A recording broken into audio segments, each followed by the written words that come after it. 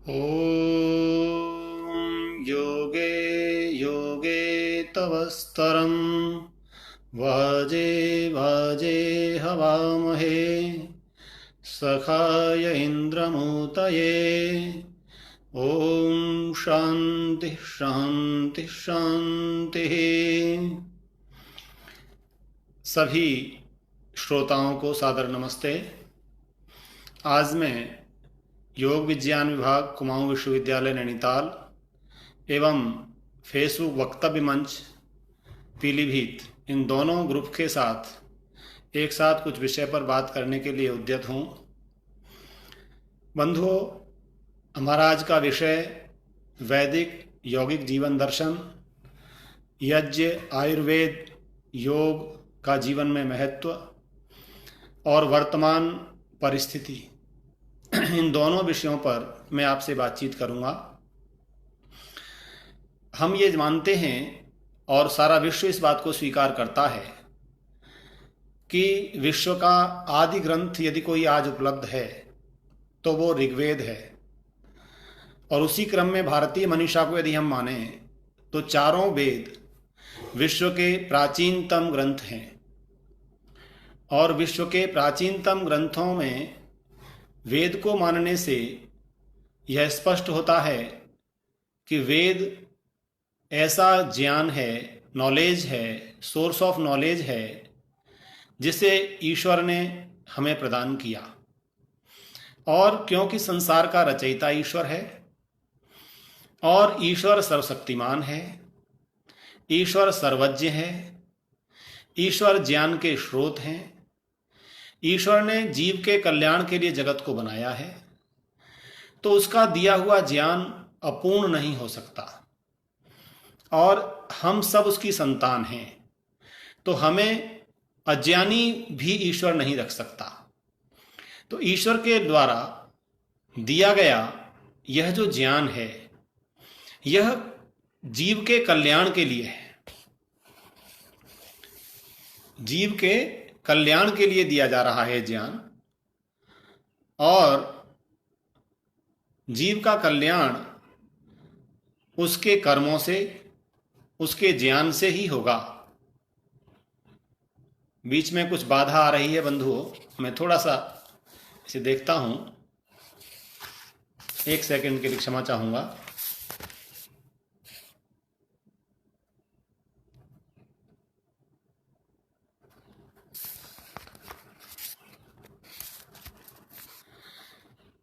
तो मैं आपसे निवेदन कर रहा था कि यह ज्ञान जो जीव के कल्याण के लिए है, उसमें मनुष्य का जीवन दर्शन, यह जो जीवन दर्शन है किस प्रकार का है, जीवन का उद्देश्य क्या है। वर्तमान में जिस परिस्थिति से सारा विश्व गुजर रहा है, और कई बार लोगों के अंदर निराशा का भाव भी आता होगा, और निराशा का भाव आने का एक ही कारण है, और वह है जीवन में अध्यात्म का अभाव, जीवन में आत्मचिंतन का अभाव, जीवन को आत्म केंद्रित न बनाना, शरीर केंद्रित बनाना, जगत केंद्रित बनाना, सुविधा केंद्रित बनाना, संसाधन केंद्रित बनाना।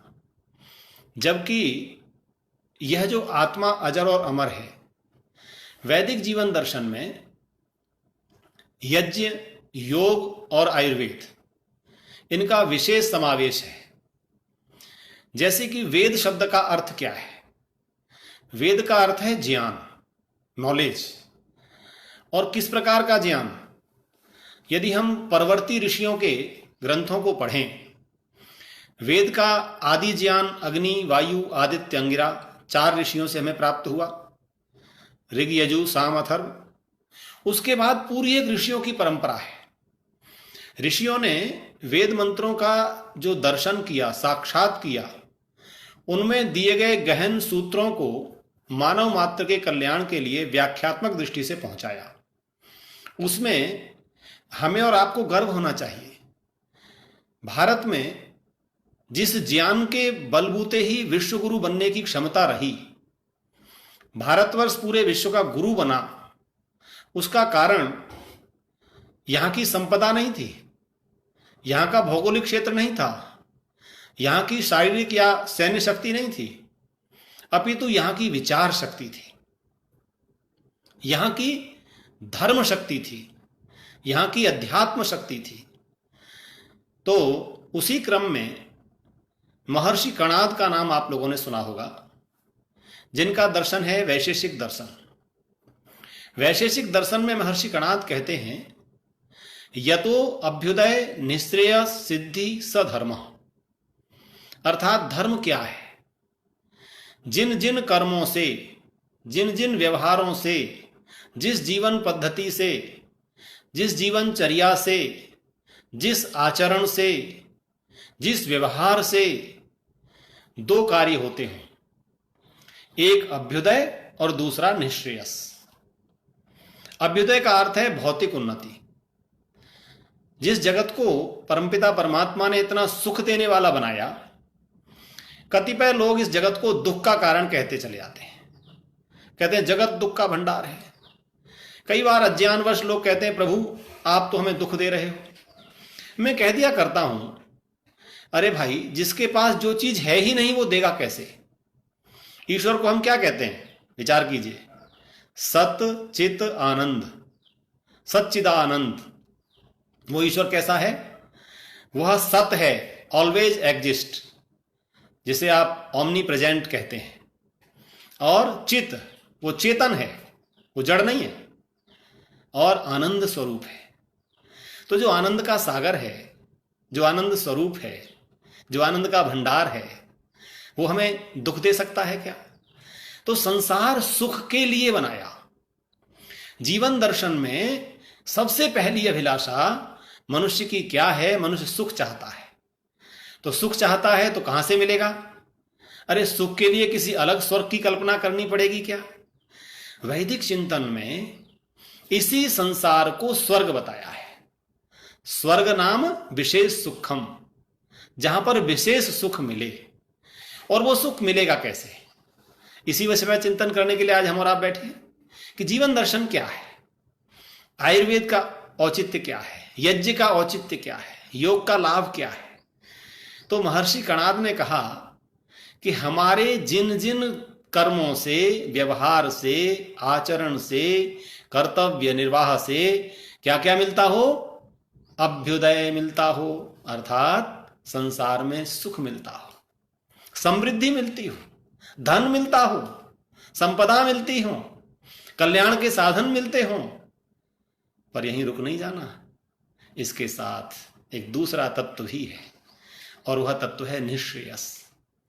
जिन जिन कर्मों से, जिस जिस दिनचर्या से, जिस जिस व्यवहार से हमें शांति भी प्राप्त होती हो, उसको धर्म शब्द से संबोधित किया। संसार में मनुष्य जीवन में ही बंधुओं, वह हमें सौभाग्य प्राप्त होता है कि हम पुरुषार्थ कर सकते हैं। आपने पुरुषार्थ शब्द का प्रयोग अनेक बार किया होगा। बहुत पुरुषार्थी है, पुरुषार्थ से ही कार्यों की सिद्धि होती है। उद्यमे नहीं सिद्ध्यंति कार्याणि न मनोरथै। अनेक बार हमने और आपने सुना कि परिश्रम से, पुरुषार्थ से कार्य सिद्ध होते हैं, लक्ष्य की प्राप्ति होती है। क्या इस पुरुषार्थ का वर्णन मनुष्य के अतिरिक्त भी किसी प्राणी के लिए किया गया? उत्तर मिलेगा नहीं। वह तो केवल और केवल भोग योनि है। वह उतने ही कार्य करेगा जिससे उसका जीवन चल सकता हो, और जो परमात्मा की व्यवस्था में उसके कार्य हैं उतने से आगे वो नहीं करेगा। तो मनुष्य को पुरुषार्थी बनने का जो संदेश है वेद में, उसके उद्देश्यों पर कभी चिंतन किया? पुरुषार्थ शब्द को थोड़ा एक बार देखें जीवन में। पुरुषस्य अर्थः पुरुषार्थः। पुरुषस्य कस्य? जीवात्मा का, आत्मा का, जीव का, जिसे पुरुष कहा जा रहा है। पुरी श्वेते इति पुरुषः। ये जो पुरी मिली है, इसको ये नगर मिला है, ये जो नौका है ना, इस नौका को वेदों ने कहा अष्टचक्रा नवद्वारा देवानाम पूरयोध्या। ये जो शरीर है इसको अयोध्या कहा गया है, जिससे कोई युद्ध करने की क्षमता ना रख सके। मर्यादा पुरुषोत्तम भगवान श्री राम की जो अयोध्या है, उससे कोई युद्ध करने की क्षमता सामर्थ्य नहीं रखता। इसी प्रकार से इस अयोध्या पर विचार करना है। वैदिक चिंतन कहता है ये अयोध्या है, पर यह अयोध्या बनानी पड़ेगी। इसका निर्माण शरीर के रूप में तो हमको मिल गया, पर इसको जीवन बनाने का दर्शन हमारे पास ऋषियों ने दिया, और उस जीवन को बनाने के ही ये सब साधन हैं। योग विज्ञान विभाग बहुत प्रयास कर रहा है। मैं धन्यवाद दूंगा अपने प्रियवर डॉक्टर नवीन भट्ट जी को, भाई रजनीश जी को। हमारा दूसरा जो समूह जिससे मेरी चर्चा हो रही है, अभिमन्यु गंगवार जी, बहुत लोगों को विचार पहुंचाने का कार्य कर रहे हैं। ये सब विचार क्यों पहुंचाना चाहते हैं? इनका उद्देश्य क्या है? उद्देश्य है जगत में सब सुखी हों, सभी समृद्ध हों, सभी कल्याण को देखने वाले हों। सर्वे भद्राणि पश्यन्तु मां कश्चित् दुख भाग भवेत्। किसी को कोई दुख न हो, यह प्रयास विचारशील लोगों का होता है।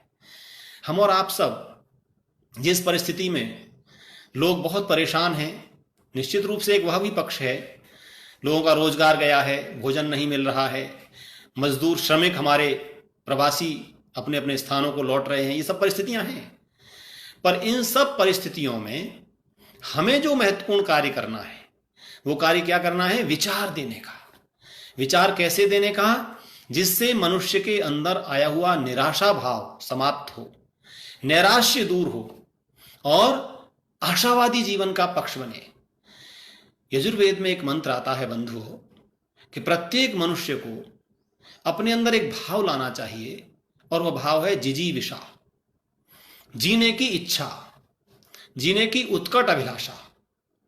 मनुष्य के अंदर जब जिजीविषा भाव रहता है तो वो आने वाले प्रत्येक संघर्ष का सामना करता है, और उस सामने के लिए तैयार होना पड़ेगा। जहां से मैं चला हूं, विषय को नहीं भूलूंगा, जहां से मैंने आपसे कहना प्रारंभ किया है कि अभ्युदय भी पुरुषार्थ से मिलेगा, निश्रेयस भी पुरुषार्थ से मिलेगा।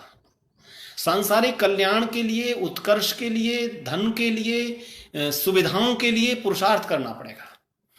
वह पुरुषार्थ शारीरिक, मानसिक और आत्मिक तीनों प्रकार का होगा।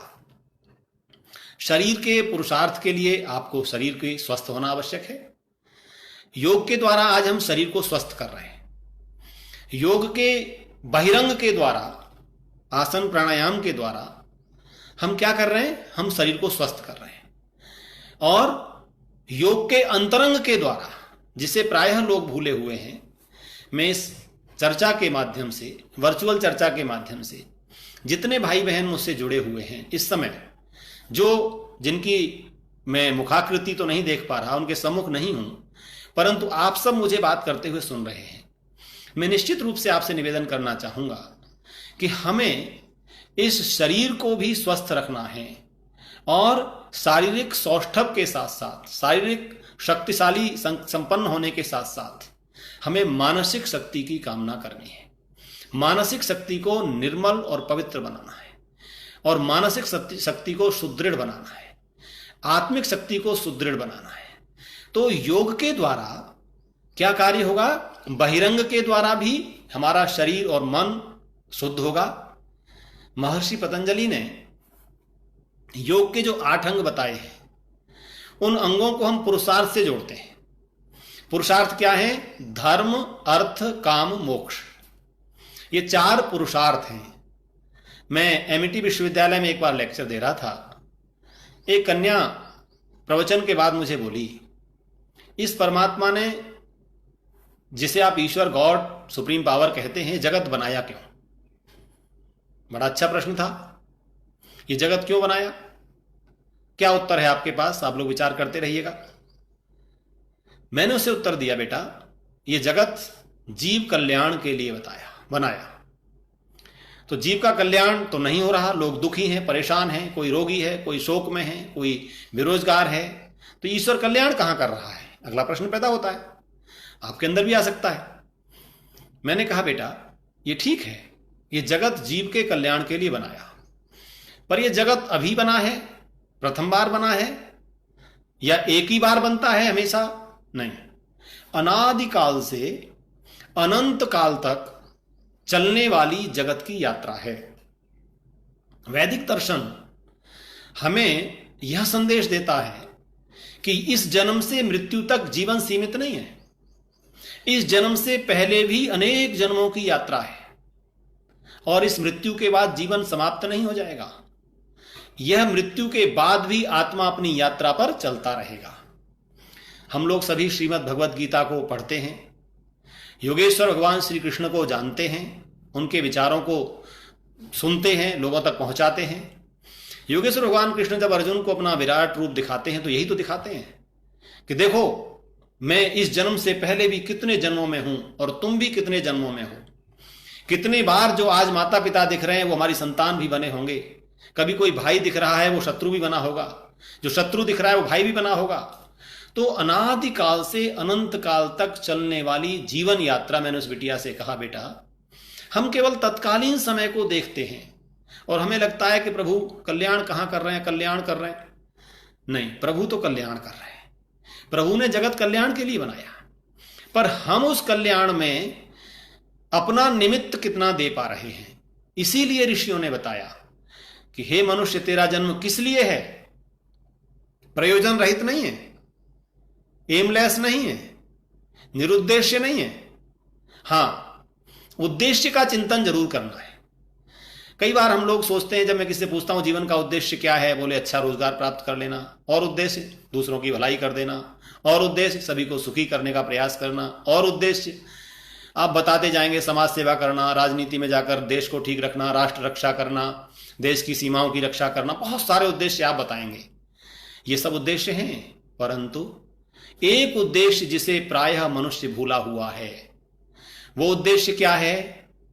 वो उद्देश्य है निश्रेयस की प्राप्ति, मोक्ष की प्राप्ति, शांति की प्राप्ति, अपवर्ग की प्राप्ति। योग में अनेक शब्दों से इसे संबोधित किया गया। तो जीवन के एक पक्ष पर आज हम प्रयत्नशील हैं, प्रयासरत हैं, पुरुषार्थ कर रहे हैं, परिश्रम कर रहे हैं, समय लगा रहे हैं, लेकिन एक पक्ष कमजोर है। वेद में कहा गया है अस्मन्वती रियतेयम, यह जो जीवन यात्रा है ये पथरीली नदी जैसी है। इस नदी में जल जब प्रवाहित होता है तो पत्थरों से भी टकराता है, सुगम रास्ते पर भी जाता है, जीवन में सुख भी आएंगे, चट्टान जैसी समस्याएं भी सामने आएंगी। उन सब से लड़ने की शक्ति कौन प्राप्त करेगा? प्रश्न यह है। ये महामारी पहली बार नहीं आई, इस महामारी जैसी अनेक महामारियां विश्व में अनेक बार आई। तो हमें पैनिक होने की आवश्यकता है क्या? नहीं, हमें सतर्क होने की आवश्यकता है, हमें विचारशील होने की आवश्यकता है, हमें अपने ऋषियों की उस विचारधारा को, ज्ञान धारा की ओर जाने की आवश्यकता है। वैदिक जीवन दर्शन, यौगिक जीवन दर्शन या यज्ञ योग आयुर्वेद, ये सब मिलकर के हमको, आयुर्वेद शब्द पर थोड़ा देख लीजिए, आयु का वेद, वेद माने ज्ञान, आयु का ज्ञान। मैं आयु को कैसे आयु बना के जीऊं? आयु वर्षों और श्वासों में, दिनों में नहीं होती। कोई 32 वर्ष की आयु प्राप्त करने वाले जगतगुरु शंकराचार्य जैसी यश कीर्ति भी प्राप्त कर लेता है, और अनेक लोग 100-100 वर्ष तक जी करके भी गुमनाम जीवन जीते हुए चले जाते हैं संसार से। तो आयु वर्षों में नहीं है। कोई 23 वर्ष 25 वर्ष का युवा फांसी के फंदे को हंस करके चूम लेता है, और कोई 100 वर्ष की आयु तक भी केवल खाना पीना पशुओं की तरह जी करके चला जाता है। तो यहां आयु को आयु बताने की बात है वैदिक चिंतन में, जीवन दर्शन में। वेद कहता है आयुषा आयुष्कृताम जीव मायुष्मान जीव मां प्रथा, हे मनुष्य तू आयु को आयु बना करके जी। तो ये जो यज्ञ योग आयुर्वेद जितना भी हम चिंतन कर रहे हैं, ये हमको क्या बना रहा है? ये हमको जीवन को आयु बना रहा है, वर्षों को आयु बना रहा है। आ समन्तात युनक्ति आयु, जो सब ओर से उचित में हमको जोड़ती चली जाती है, प्रवृत्त करती चली जाती है, वो आयु है। हम वर्तमान शिक्षा पद्धति में देखते हैं कि मनुष्य को जीवन जीने के सूत्रों का अभाव है। वो कैसे जीवन जिए कोई चिंता नहीं है, वो कैसे नौकरी प्राप्त करे ये जरूर चिंता है। हिंदी के लेखक प्रताप नारायण मिश्र हुए, उन्होंने एक निबंध लिखा था, हे शिक्षेतु नौकरी के हित बनी। मुझे कभी लगता है कि हमारे साहित्यकार चिंतक कितना सुंदर विचार हमको दे जाते हैं तो मैं निवेदन विषय पर आकर करता हूं कि यतो अभ्युदय निश्रेय सिद्धि, अर्थात जिससे वो अभ्युदय भी हो निश्रेयस भी हो, उसी को हमने जोड़ा धर्म अर्थ काम मोक्ष। धर्म मूल में है। धर्म का आज बड़ा विकृत अर्थ है। हमारे अनेक श्रोता इस बात को सुन रहे होंगे कि जिन्होंने धर्म के विषय में यही सुना है कि हिंदू धर्म है, मुस्लिम धर्म है, ईसाई धर्म है, लेकिन वैदिक चिंतन में ये कोई धर्म नहीं है।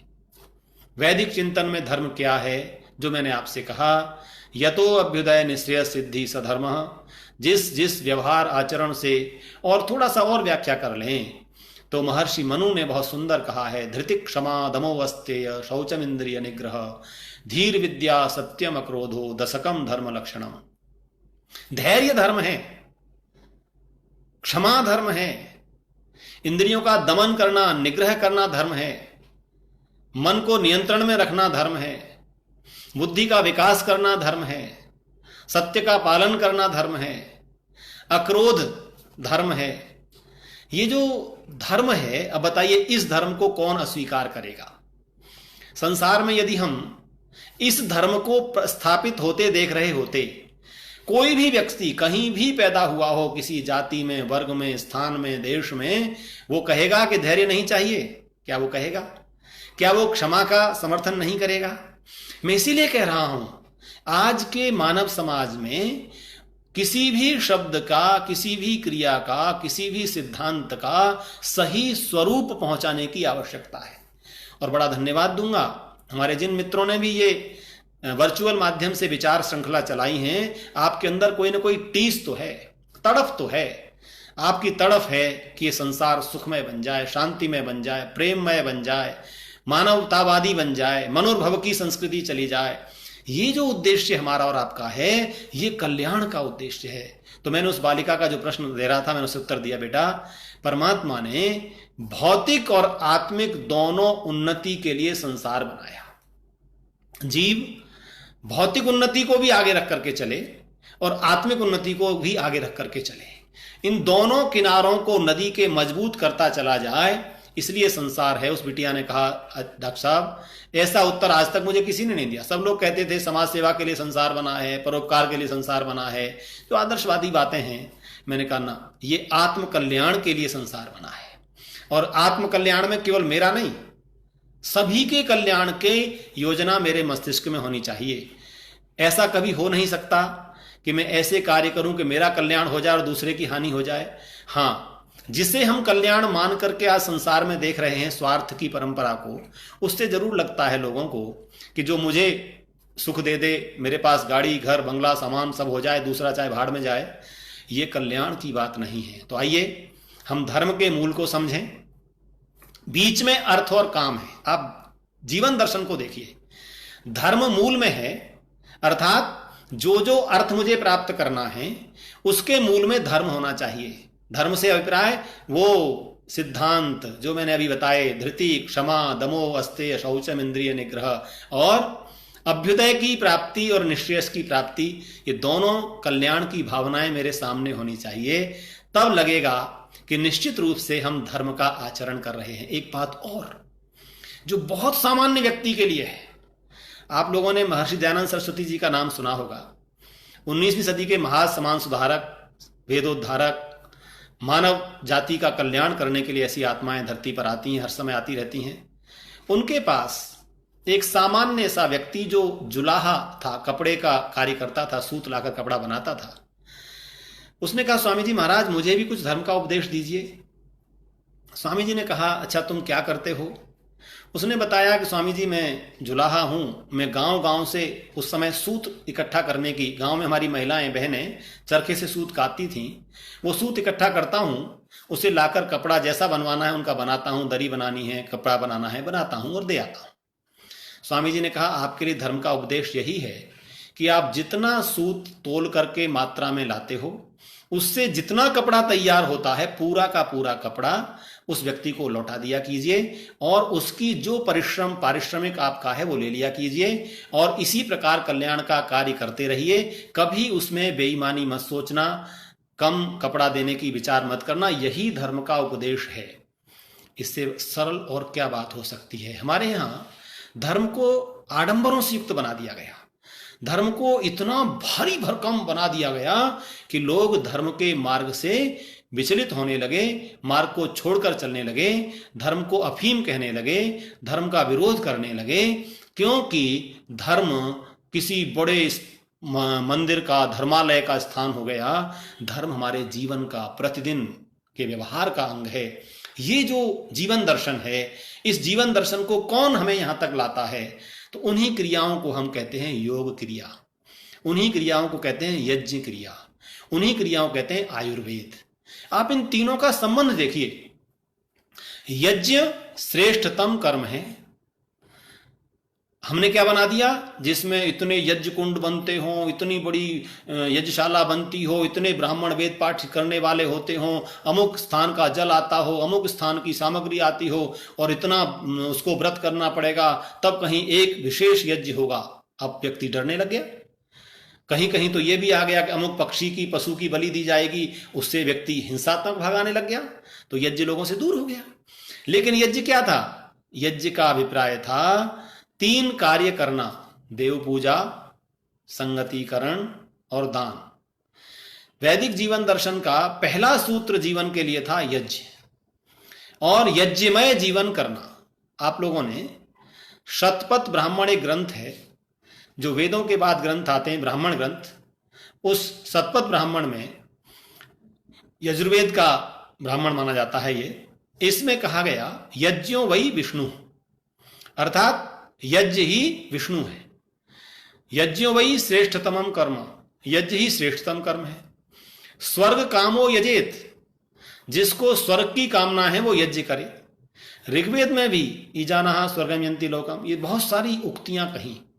उनका उद्देश्य क्या है? मनुष्य यज्ञमय जीवन बनाए, जीवन यज्ञमय बने, ये वैदिक जीवन दर्शन है। जीवन यज्ञमय बने अर्थात, जैसे एक थोड़ी सी विधि को समझ लीजिए।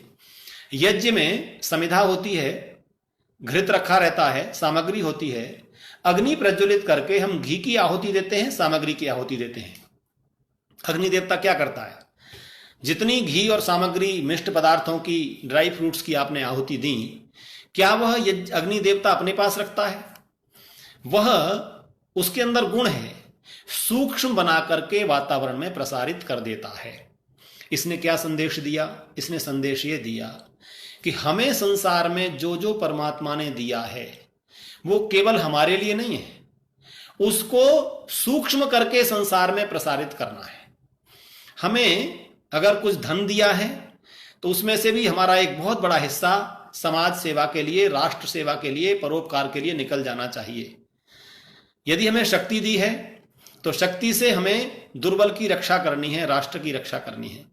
यदि हमें ज्ञान दिया है, कुछ विचार हमें परमात्मा की कृपा से प्राप्त हुए हैं, तो उनसे लोगों के जीवन की रक्षा करनी है। ये क्या है? यज्ञ है। कितनी सरल बातें हैं। हम यज्ञ को समझें, जीवन को यज्ञमय बनाएं। मेरा प्रत्येक कर्म यज्ञ बन जाए, जिसमें कल्याण छुपा हो, कल्याण निहित हो। यह यज्ञ की भावना है। दूसरा, आयुर्वेद की बात मैंने आपसे की, तो आयुर्वेद क्या है? मैं आयु को जानूं और उसके उद्देश्य बनाऊं। तो वैदिक जीवन दर्शन में या यौगिक जीवन दर्शन में मैं अब आता हूं धर्म अर्थ के बाद काम। काम शब्द का अर्थ है कामनाएं, इच्छाएं, और उसके बाद है मोक्ष। दोनों तरफ से धर्म और मोक्ष रूपी कवच है। इधर से धर्म इसको सुरक्षित किए है और दूसरी तरफ से लक्ष्य के रूप में मोक्ष उसको कवच के रूप में सुरक्षित किए है। तब अर्थ और काम है। जब हमारा कवच टूट जाता है तो क्या होता है? असुरक्षित हो जाते हैं। पहले तो धर्म रूपी कवच छूटा और मोक्ष रूपी लक्ष्य छूटा, अभिलाषा छूटी। मोक्ष को ऐसा मान लिया कि बस गाय की पूंछ को पकड़ करके वैतरणी से पार हो जाएंगे और मोक्ष हो जाएगा। मोक्ष को महर्षियों की, ऋषियों की भाषाओं में समझने का प्रयास कीजिए। तद अत्यंत विमोक्षो अपवर्गः, अर्थात दुखों से छूटना ही मोक्ष है। हम जीवन जीते रहें, जिजीविषा हमारे अंदर हो, प्रतिदिन हम प्रार्थना करें। और क्या प्रार्थना करें? कम से कम 100 वर्ष परमात्मा हमको जीना है, आपने आयु दी है। तच्चक्षुर्देव हितम पुरुस्ता शुक्रमुच्चरत पश्येम सरदः शतम जीवेम सरदः शतम शृणुयाम सरदः शतम प्रब्रवाम सरदः शतम। हे प्रभु, हमको ऐसी शक्ति देना कि हम कम से कम न्यूनतम 100 शरद ऋतुओं तक जीते रहें, शरद पारदर्शी जीवन जीते रहें। शरद ऋतु को आप देखते हैं, वर्षा के बाद की ऋतु होती है, चंद्रमा का प्रकाश सीधा धरा पर पहुंचता है, बीच में कोई काले बादलों की बाधा नहीं होती, अंधकार की बाधा नहीं होती। इसलिए वेद मंत्र में कहा गया है सज्जनों बंधुओं कि हमारा जीवन शरद की तरह हो, पारदर्शी हो। मैं 100 शरद ऋतुओं तक जीता रहूं, 100 शरद ऋतुओं तक देखता रहूं। किसको? कल्याण को देखता रहूं। कितनी सुंदर बात है। जीवन नरो भद्र शतानि पश्यति। जीते हुए मनुष्य को सैकड़ों कल्याण दिखाई देते हैं। कल्याण देखना है, अकल्याण नहीं देखना।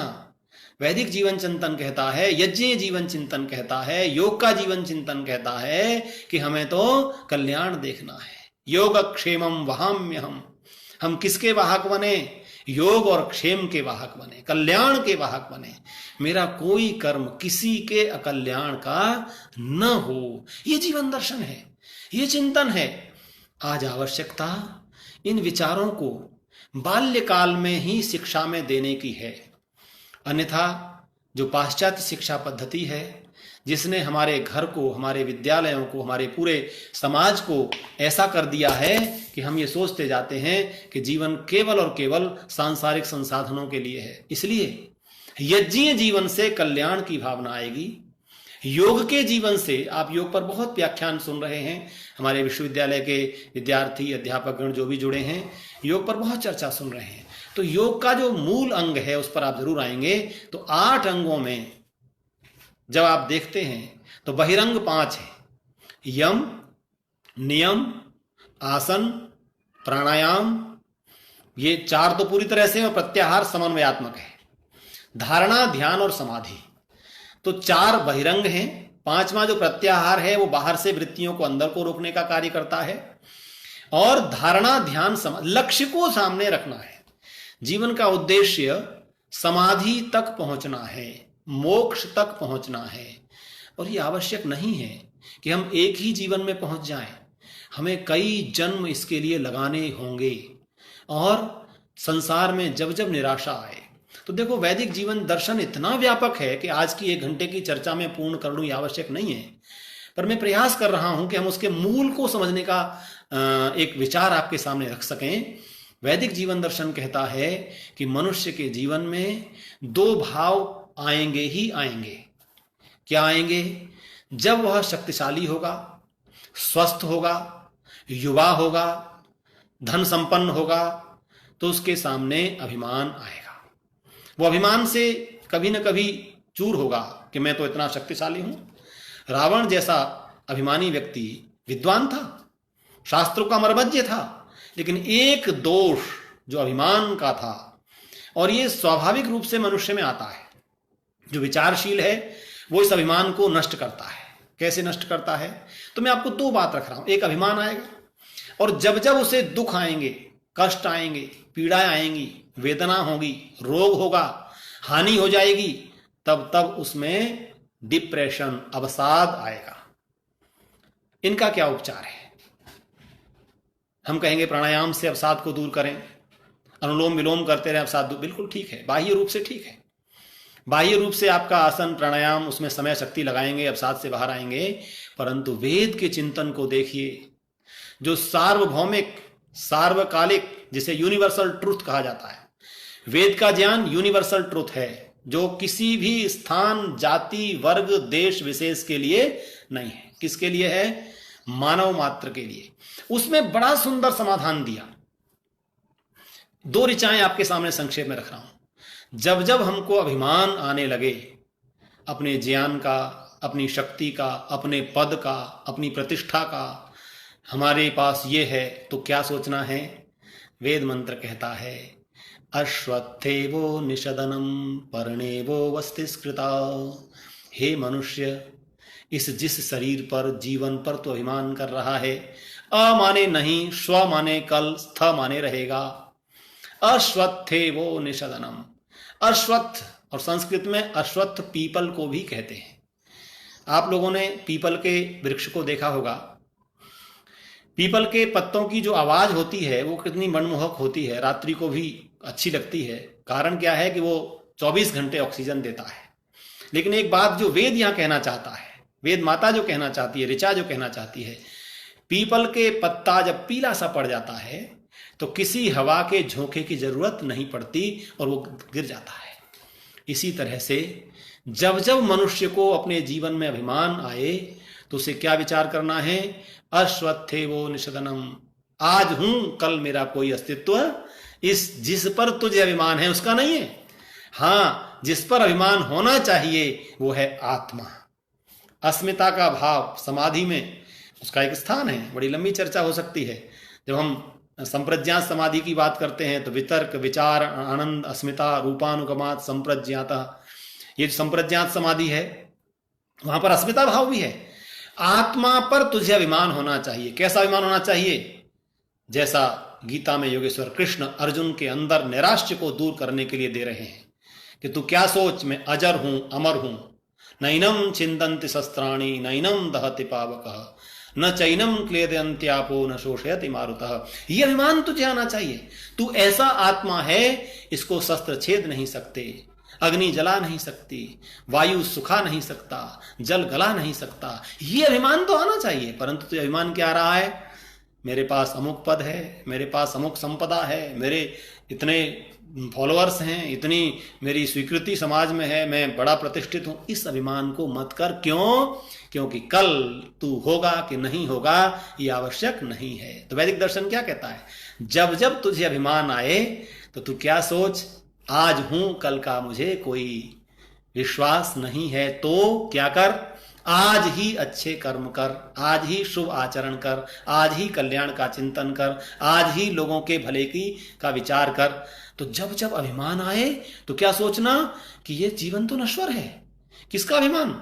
ये पद भी नश्वर है, ये प्रतिष्ठा भी नश्वर है, ये तो विनाश होगा। परंतु अविनाशी मैं आत्मा हूं, नित्य मैं आत्मा हूं, सदा रहने वाला मैं आत्मा हूं। आप लोगों को एक बात साझा करना चाहता हूं। रामप्रसाद बिस्मिल भारत की आजादी के गिने चुने क्रांतिकारियों में नाम लिया जाता है। रामप्रसाद बिस्मिल को जब अंग्रेज सरकार ने फांसी की सजा सुना दी और फांसी की कोठरी में बंद कर दिया, वहां भी वो प्रतिदिन व्यायाम करते हैं। तिथि निश्चित हो गई, अमुक तिथि को फांसी लगेगी। नित्य प्रति व्यायाम करते हैं, दंड बैठक लगाते हैं, यज्ञ करते हैं, संध्या करते हैं, प्राणायाम करते हैं। जेलर रोज देखता था उनको कि ये कैसा व्यक्ति है जिसको पता है कि अमुक दिन फांसी लगनी है और कोई अब इसमें सुनवाई भी नहीं, अपील भी नहीं है, परंतु ये रोज यज्ञ कर रहा है, रोज व्यायाम कर रहा है, ये क्या है?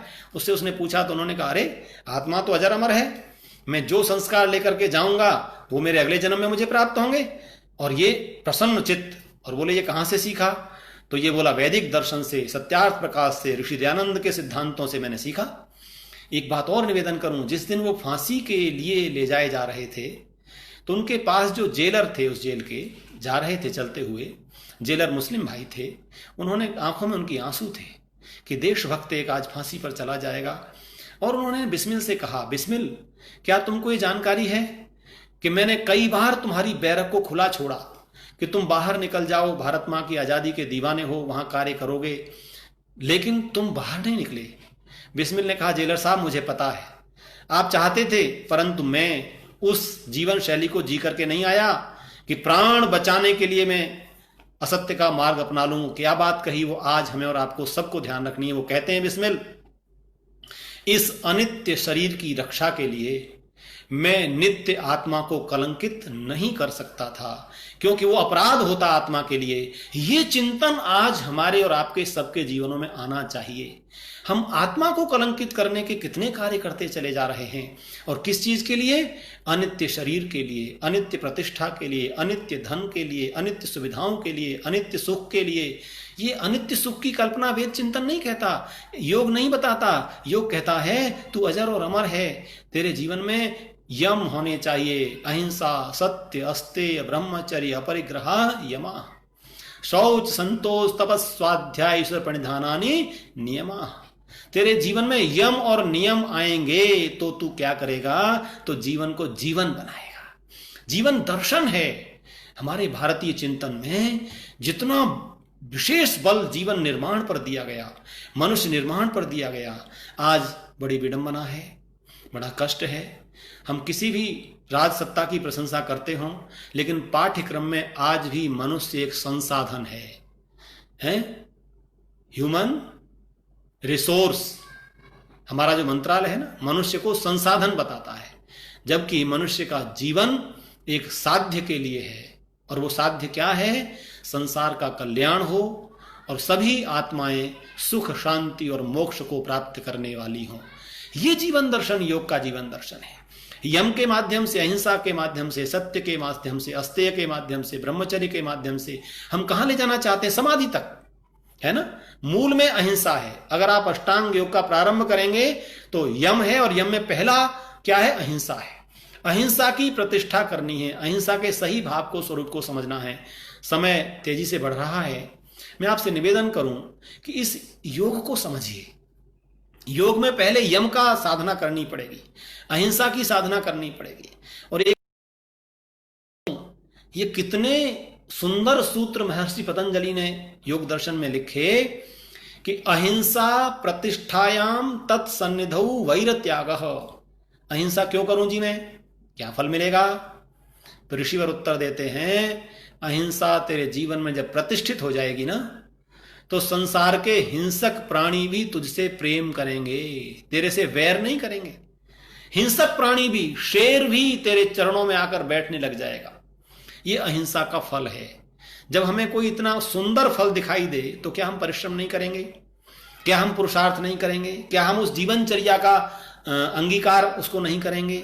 हमें बताया नहीं गया कि सत्य से क्या मिलेगा। हमें तो ये बताया गया, लोग बता रहे हैं संसार में, अरे साहब सत्य पर चलने से तो रोटी भी नहीं मिलती, बताया ये जा रहा है। और महर्षि पतंजलि क्या कह रहे हैं जरा देख लेना, सत्य प्रतिष्ठायाम क्रिया फलाश्रयत्वम। हे मनुष्य, तू एक बार पुरुषार्थ करके तो देख। किस चीज का? सत्य कथन का, सत्य मनन का, सत्य आचरण का।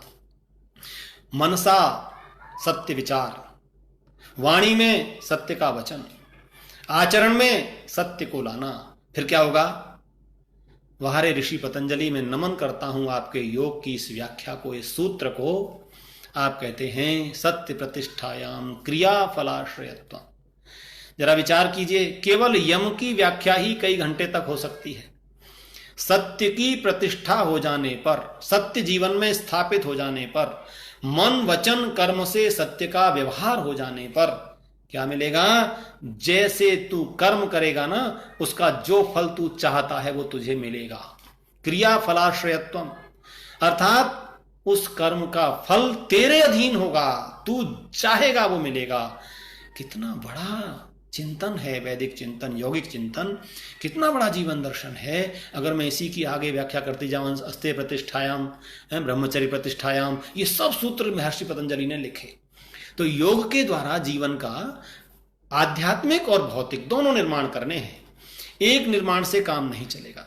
मुझे कहने में कोई संकोच नहीं, हमने योग को योगा बना करके आज इतनी सारी धाराएं उसकी, कहीं हॉट्स योगा हो रहा है, कहीं कुछ और डॉग योगा हो रहा है, कहीं पता नहीं क्या क्या। महर्षि पतंजलि को मत छोड़ना मेरे बंधुओं। महर्षि पतंजलि का जो योग है वो पूर्ण है, वेद पर आधारित है। योगे योगे तपस्तरम, मैंने जो प्रारंभ में मंत्र बोला ये वेद का मंत्र है। और इस मंत्र से अंत में क्या कहा? हे जीवात्मा, हे मनुष्य, तू कमजोर मत पड़ना, क्योंकि दूसरा जो पॉइंट में बताने वाला हूं, अभिमान आएगा तो तुझे कहना है कि ये जीवन मेरा आज है कल नहीं। लेकिन दूसरी चीज, जब अवसाद आ जाए, जब निराशा आ जाए, तो क्या कहना है? आज हम बहुत निराशा के वातावरण में हैं, लोग परेशान हैं, मैं तो बिल्कुल नहीं हूं। मैं कहता हूं हमें सतर्क तो रहना है, जिजीविषा रखनी है। ऐसा वायरस जो अदृश्य है, हमारे पास आसपास लोगों में हो सकता है, वो हम पर ना आए, इसके लिए हमको सतर्क रहना है। परंतु निराशा नहीं लानी। क्यों नहीं लानी? क्योंकि मैं यदि सही प्रकार से जी रहा हूं, इम्यूनिटी पावर मेरी स्ट्रांग है, मैं योग करता हूं, प्राणायाम करता हूं, ध्यान करता हूं, शाकाहार लेता हूं, आहार में मेरी कहीं भी तामसिकता नहीं है, राजसी का भी अभाव है, तो परिणाम क्या होगा? इम्यून स्ट्रांग होगा। इम्यून स्ट्रांग होगा तो कोरोना कुछ नहीं कर पाएगा। कोरोना किसको ज्यादा नुकसान कर रहा है? जिनकी इम्यून पावर कमजोर है, आत्मिक रूप से कमजोर है। आप आत्मा को सुदृढ़ करिए, आप इम्यून सिस्टम को सुदृढ़ करिए, तो ये वायरस तो संसार में कितने हमारे जीवन में होंगे। और यदि कोई ऐसी स्थिति बन भी जाए तो मैं तो आत्मा हूं, मैं अजर हूं, अमर हूं। प्रयास हमारा रहना चाहिए। देखिए, जीवन को सुरक्षित करना। एक बात और आज सोचिए, हमें ये बताया गया कि भाई मृत्यु तो ईश्वर के अधीन है, उसने जब लिख दी है तभी आ जाएगी। ये बात आज आपके सामने चुनौती बनकर खड़ी है। धर्म के ऐसे सिद्धांतों से बचिए। वेद कहता है हम आयु को घटा भी सकते हैं, बढ़ा भी सकते हैं। कुछ लोग हमको ये बता रहे हैं कि तुम कुछ भी कर लो, जब आ गई है तो मरकर रहोगे। इन बातों से भी बचने की आवश्यकता है, क्योंकि जीवन हमको परमात्मा ने दिया। सती मूले तद विपाको जात्यायुर्भोगा। महर्षि पतंजलि लिखते हैं कि हमारे प्रारब्ध के कर्मों का फल मनुष्य जाति, पशु जाति, पक्षी जाति, जो भी जाति है, मनुष्य में जाति नहीं, मनुष्य जाति, और आयु, उसी जाति के अनुकूल आयु और भोग जो संसाधन है संसार को हमें प्राप्त होते हैं। तो उस आयु को हम कैसे जिए ये हमारे अधीन है। हम सदाचारी बनकर के जिए तो आयु के वर्ष बढ़ा लेंगे, दुराचारी बनकर जिएंगे तो आयु के वर्ष घटकर हटा लेंगे। हम सात्विक बनकर जिएंगे तो आयु के वर्ष बढ़ जाएंगे, और तामसिक बनकर जिएंगे तो आयु के वर्ष घट जाएंगे। तो आयु घटाई बढ़ाई जा सकती है, यह वैदिक चिंतन कहता है। हाँ, स्वाभाविक मृत्यु हमारी जब आएगी तो उस पर हम घटाना बढ़ाना नहीं कर सकते। तो अस्वाभाविक जो इस कोरोना के समय में हम और आप परेशान हैं, निराश हैं, इसके लिए क्या वेद ने कहा है। निराशा आए तो तुझे एक बात सोचनी है कि तू सामान्य शरीर नहीं है तेरा। ये 8 चक्र 9 द्वारों वाली अयोध्या है, और दैवीम नावम स्वरित्राम, ये दिव्य नौका तुझे प्राप्त हुई है। ये नौका, हाँ, तुझे एक काम करना पड़ेगा, इसमें छिद्र नहीं होना चाहिए। आप कभी जब समुद्र में किसी नौका में बैठते हो, मुझे गत वर्ष बड़ा भयावह एक साक्षात हुआ। मॉरिशस में सपरिवार हम एक ऐसी शिप में बैठ गए, तूफान आ रहा था और घूमने के लिए और लोग भी थे, 7-8 लोग हम लोग चले गए, और बीच 10-12 किलोमीटर अंदर जाकर के समुद्र के अंदर वो लहरें, तो लगने लगा कि जीवन समाप्त हो सकता है। वहां किसने रक्षा की? इस आध्यात्मिक पक्ष ने। क्या कहा? कोई बात नहीं प्रभु, तेरी व्यवस्था है, हमने कोई दोष किया होगा तो हमारा जीवन बीच में चला जाएगा, लेकिन नहीं गया। तो नौका में छिद्र नहीं होने देना। जब आप कभी नौका में बैठे हों तो उसमें कोई छिद्र हो जाए तो सबका जीवन खतरे में पड़ जाता है। इसी प्रकार जीवन रूपी नौका में काम, क्रोध, लोभ, मोह, ईर्ष्या, ये सब जब छिद्र आ जाते हैं तो ये नौका पार कराने वाली नहीं रहती है। इसलिए जब अवसाद आए तो तुझे सोचना है, डिप्रेशन आए तो तुझे सोचना है, ये तो दिव्य नौका मिली है, हाँ, इसको सुरक्षित रखूंगा, इससे यात्रा पूरी करूंगा, इससे मोक्ष प्राप्त करूंगा, इससे जगत का कल्याण करूंगा, इससे सेवा करूंगा, इसे राष्ट्र के अर्पित करूंगा, ये मेरे अधीन है।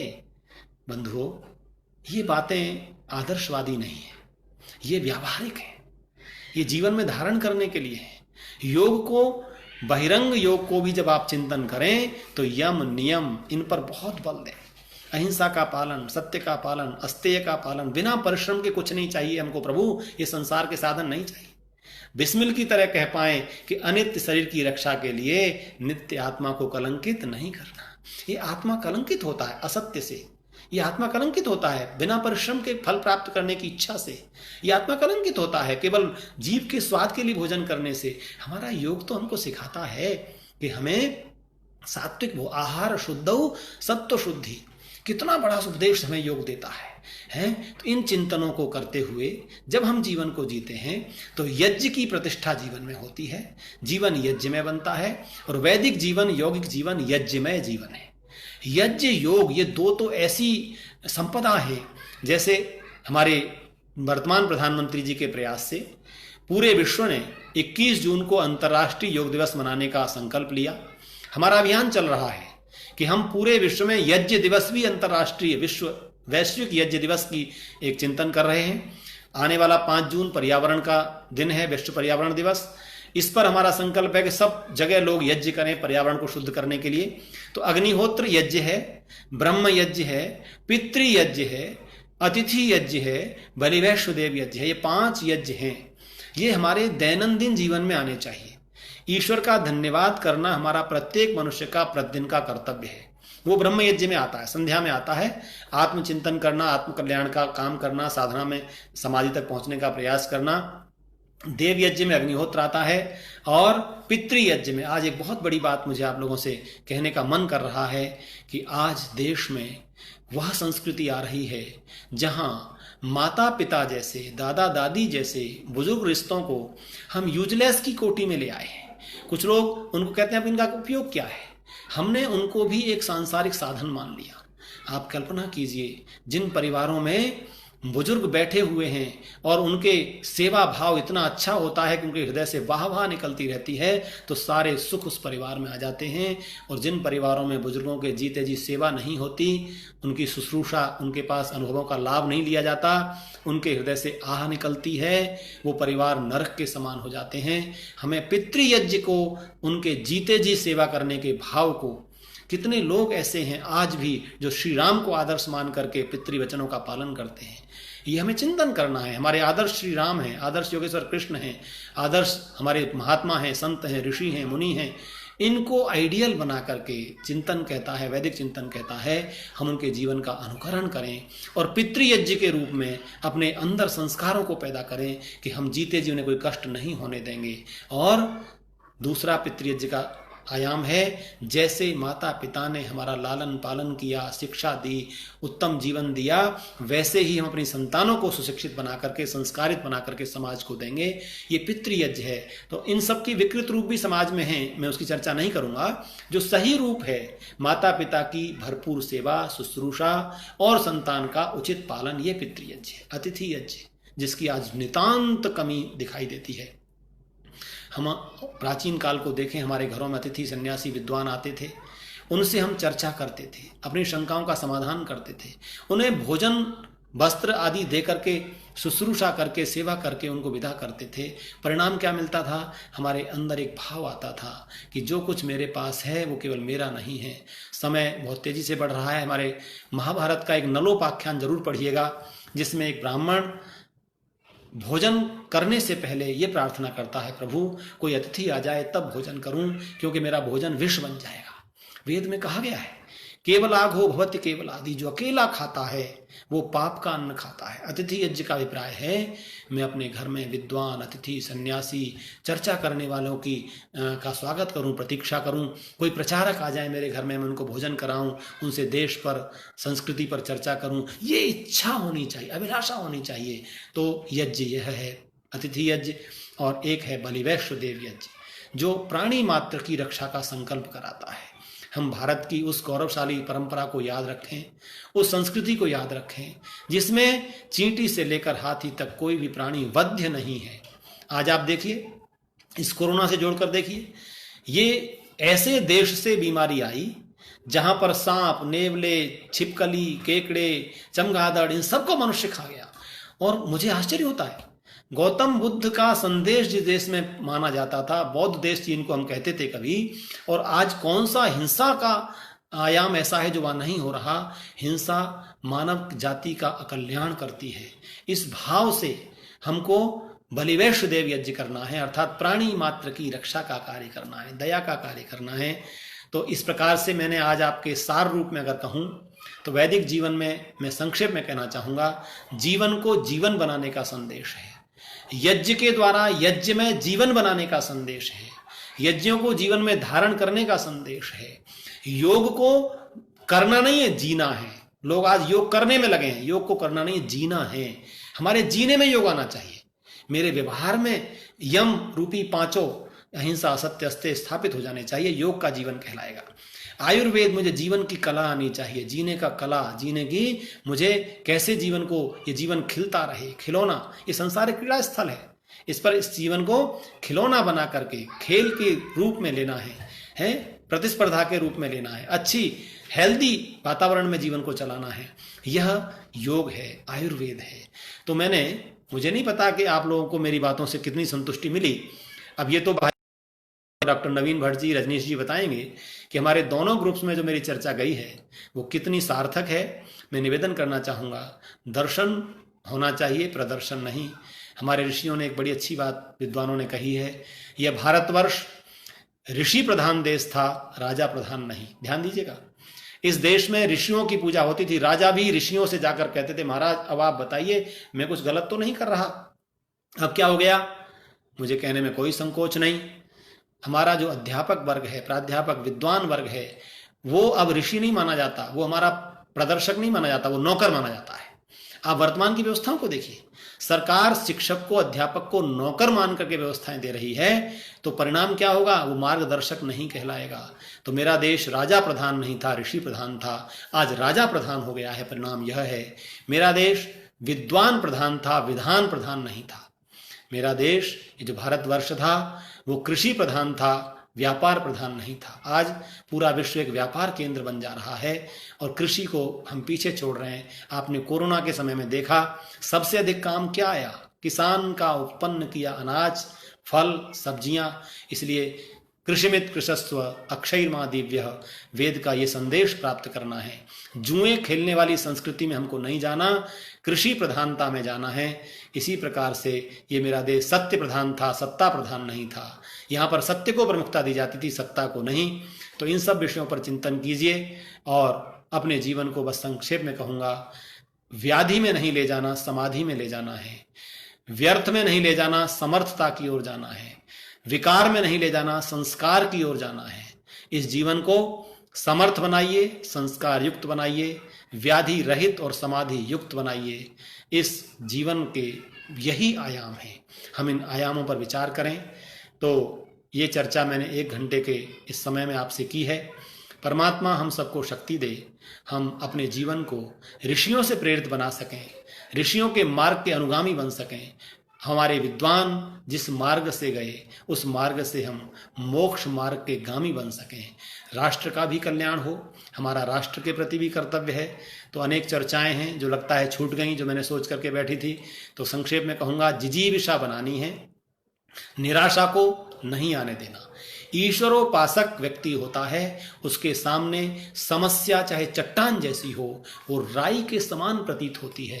और जो ईश्वर विश्वासी नहीं होता, नास्तिक होता है, उसे छोटी सी समस्या तोड़ देती है, कचोड़ देती है, वो टूट जाता है, रूठ जाता है, छूट जाता है। हमें टूटना नहीं है, हमें मजबूत बनना है। यही जीवन दर्शन है। तो जिजीविषा पैदा करनी है मुझे। जिजीविषे शतम समाह, परमात्मा कर्म करते हुए, वेद कहता है कुर्वन्ने वेह कर्माणि जिजीविषे शतम समाह। हे मनुष्य, तू कर्म करते हुए 100 वर्ष जीने की इच्छा कर। और हमें इच्छा करनी है कि हम जिएंगे, अभिलाषा करनी है कि हम जिएंगे। और कैसे जिएंगे? कल्याण के मार्ग के गामी बन करके जिएंगे। भद्रेण, हम भद्र को देखने वाले, है ना। हम भद्रम करने भी शृणुयाम देवा, हम कानों से भद्र ही सुनते रहें। जीवन नरो भद्र शतानि पश्यति, भद्र भद्र भद्र, कल्याण चाहिए। अंत में कहूँगा, बस वही कल्याण मंत्र हम और आप सब बोलें, सर्वे भवन्तु सुखिनः, सर्वे सन्तु निरामया, सर्वे भद्राणि पश्यन्तु, मा कश्चित् दुःख भाग् भवेत्। सभी का कल्याण हो, सभी उत्तम मार्ग के अनुगामी बने। परमात्मा हम सबको शक्ति और सामर्थ्य दे कि हम ऋषियों के इस देश में पैदा हुए हैं, ये हमारा सौभाग्य है। और हम सभी के कल्याण की कामना करें। भले ही लोग हमारे कल्याण की सोचते रहें, पर हमें कल्याण का सोचना है। योग यही कहता है, तू आत्मा को इतना सुदृढ़ बना, तेरे विरोध सोचने वालों के भी तू कल्याण की कामना कर। तो परिणाम क्या होगा? कभी न कभी वह भी कल्याण का चिंतन करेगा। तो अपने अंदर से द्वेष को समाप्त करें। यो अस्मान द्वेष्टि यम वयम दुष्मः तम वो जम्भे दद्मः। हे परमात्मन, जो हमसे कोई द्वेष करता है या हम किसी से द्वेष करने लगे हैं, तो ते प्रभु तेरे न्याय रूपी जगड़े में डालते हैं। तू ही न्याय करना, हमें नहीं करना है। हम तो तेरे मार्ग के गामी हैं, हम तो तेरी समाधि के आकांक्षी हैं, हम तो तेरे आनंद के सागर में डुबकी लगाना चाहते हैं। आनंद स्रोत बह रहा पर तू उदास है, अचरज है जल में रहकर भी मछली को प्यास है। अपनी प्यास को इस आनंद रूपी स्रोत में पूरा कीजिए, प्यास बुझाइए। परमात्मा ने आनंद ही आनंद वर्षा रखा है। कभी मत कहना संसार दुखमय है, संसार सुखमय है, आनंदमय है, कल्याणमय है। मैंने अपनी दृष्टि को सही बनाना है। तो वेद की दृष्टि, आयुर्वेद की दृष्टि, यज्ञ की दृष्टि, योग की दृष्टि, ये हमको जीवन में लानी है। इसी के साथ आप सभी का बहुत बहुत बहुत बहुत धन्यवाद। ओम शांति।